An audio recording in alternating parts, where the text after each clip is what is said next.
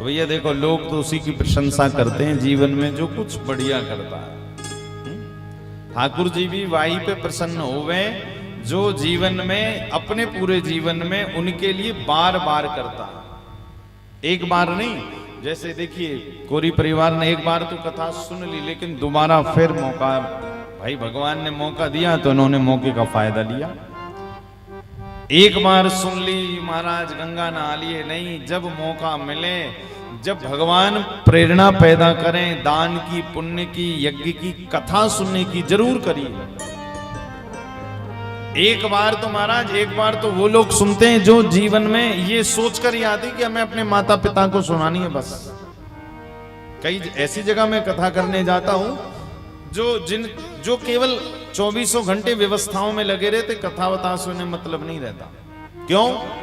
क्योंकि वो उन्हें सुननी नहीं है। हाँ, कथा सुनवाई जाती है माता पिता को तो बेटा सुनवा देता, औपचारिकता पूरी हो गई। कई जगह मैं जाता हूं, अरे महाराज आपने तो हमारी मान्यता उतार दी। हमने कहा क्यों? बोले बहुत दिनों से मान्यता थी कि कथा सुन ले, और हो गई। बोले, मैंने कहा आप सुनोगी? बोले दोनों कान पकड़ लिए, अब सुनोगी? बोले अच्छा। ये वही लोग कहते हैं जिनको ठाकुर जी ने मुश्किल से यजमान बनाया, पता नहीं पूर्व जन्म के कोई अच्छे कर्म रहे होंगे जो यजमान बन गए। क्योंकि भाई 7 दिन तन से, मन से, धन से, सर्वस्व प्रकार से ठाकुर जी के चरणों में लगे रहना महाराज, सब काम धंधा छोड़ के, कितना कठिन काम है। एक तरह के तो वो लोग होते हैं जो कथा को केवल औपचारिकता समझते हैं।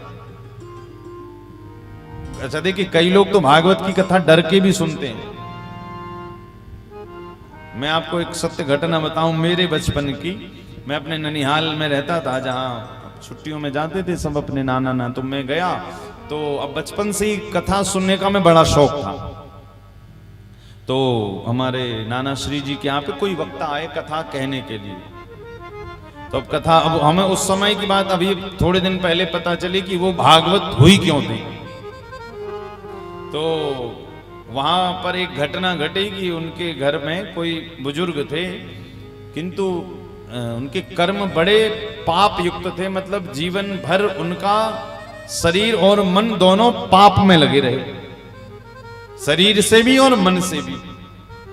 और जब शरीर छूटा तो शरीर छूटने के बाद शास्त्र, संत, भागवतकार ऐसा कहते हैं कि भाई जिस आत्मा ने जीवन भर पाप किया है, कभी दान पुण्य यज्ञ नहीं किया, तो वो भटके गई।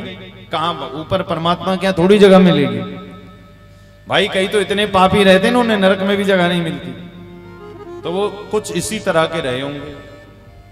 तो कहते हैं जब वो भटकते थे उनकी आत्मा रात्रि में, तो अब पहले के घर जो होते थे वो कच्चे मकान होते थे, खपड़ेल वगैरह।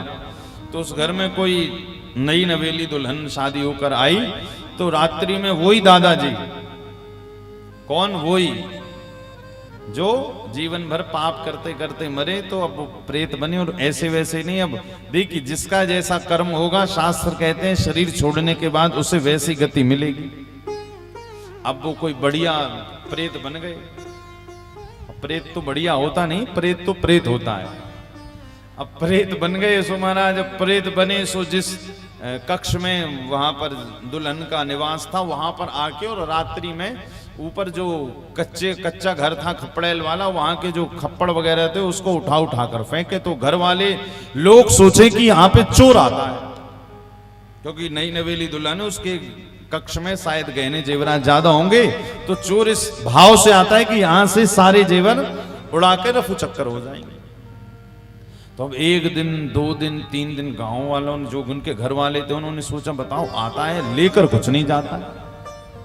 और रात्रि में वो जो दुल्हन शादी होकर आई, वो एकदम से डर कर उठ जाए कि चोर आया, चोर आया। जैसे ही वो आवाज लगाए सो वहां कोई नहीं। अब चौथे दिन, अब थोड़े संपन्नशाली लोग थे, पैसा वैसा बढ़िया था, तो उन्होंने अपने घर के चारों तरफ अपने घर के सेवकों को बड़े बड़े डंडे लेकर खड़ा कर दिए। सत्य बात सुना रहा हूं मैं आपको कि चोर आएगा आज तो हमारे बिना पकड़ से जा ही नहीं सकता। अब चोर हो तो मिले महाराज, वो तो दादाजी प्रेत बनकर आ रहे थे। अब फिर आए दादाजी प्रेत बनकर। अब दादाजी प्रेत बनकर आए, चोर हो तो दिख भी जाए, प्रेत कहां से दिखे। अब जैसे ही चारों तरफ लोग घर के खड़े हैं, बड़े बड़े डंडे लेकर आए वो प्रेत, और जैसे ही वो घर की छत हटाई, जो खपड़ेल घर था, तो उसको हटाया, उसने फिर आवाज लगाई, चिल्लाया उसी दुल्हन ने कि देखो चोर आया, चोर आया। अब सारे लोगों ने टॉर्च वगैरह मांग ली, सो कोई नहीं। अब महाराज, अब लोगों को संशय हो गया कि जरूर ये कुछ बात और है, ये चोर वोर नहीं है। वो परिवार आज भी है और उनके घर में कोई भी ऐसे नहीं है कि जो चाहकर भी भगवान की कथा सुन ले। फिर वो, अब हमारे जो ननिहाल में जो नाना श्री का परिवार, वो लगभग गांव में गुरु जी की उपाधि पर है, लगभग गांव के लोग उनसे गुरु दीक्षित है। तो अब आए होंगे हमारे मतलब नाना जी के पिताश्री के पास। तो आए तो अब परम विद्वान थे, भूत भविष्य वर्तमान सब जानते थे, विद्या के गुणी थे। और संयोग देखिए आज उनकी कथा इसी कारण आई क्योंकि आज उनका जन्मदिन भी है। डॉक्टर विद्याधर गुरु जी, जो अब तो परम धाम को चले गए हैं और हमें उनका खूब सानिध्य प्राप्त हुआ। अभी कथा के बाद हमें जाना भी है, आज उनका जन्म दिवस मनाया जाता है क्योंकि रंग पंचमी है आज, रंग पंचमी के ही दिन मनाया जाता है।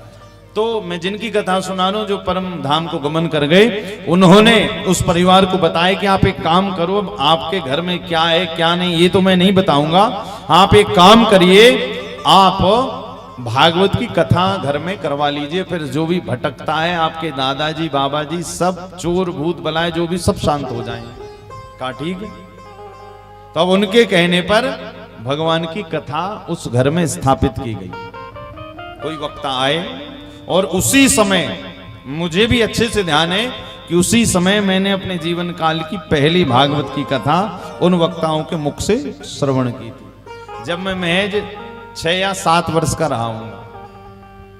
उस समय मुझे बताया गया कि भागवत क्या होती है, भागवत ग्रंथ क्या है और ये क्यों सुनी जाती है।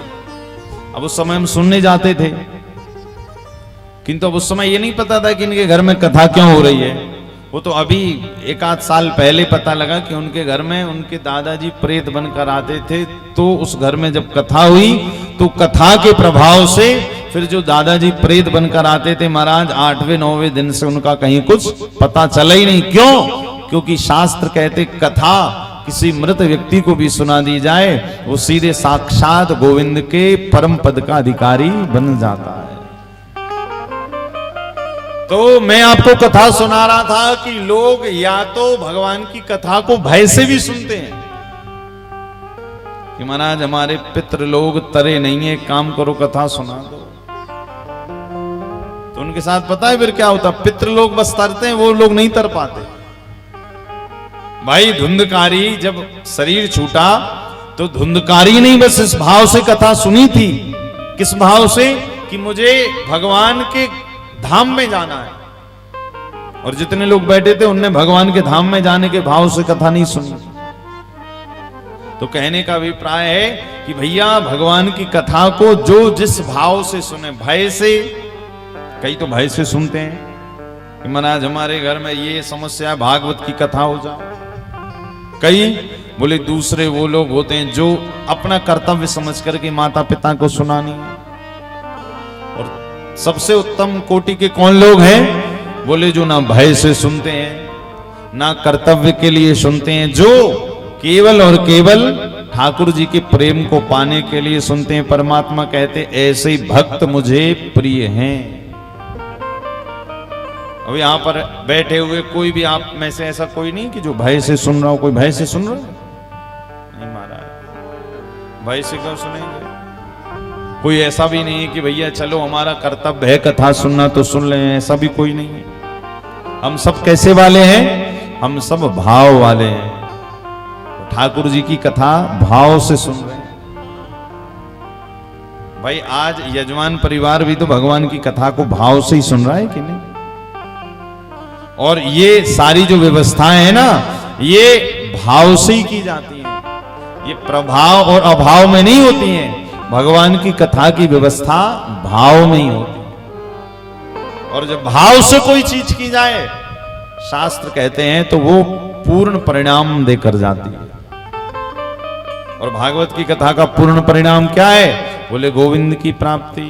और जिसके जीवन में गोविंद आ गए तो तापत्रय विनाशाय, सारी समस्याएं आपकी जीवन की दूर।